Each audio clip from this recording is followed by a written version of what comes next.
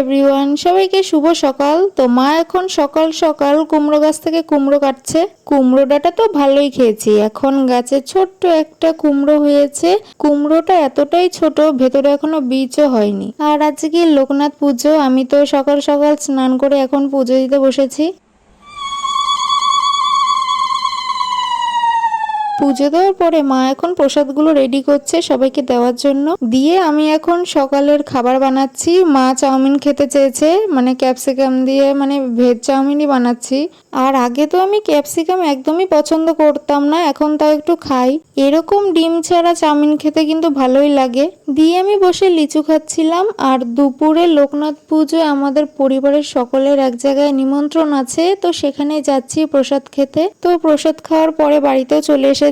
আর আজকে প্রচন্ড গরম। দিয়ে সন্ধ্যেবেলায় আমি সন্ধ্যে দিলাম, বাবাও চা খেয়ে বেরিয়ে গেছে। আর আমি এখানে বসেছি আইসক্রিম খেতে।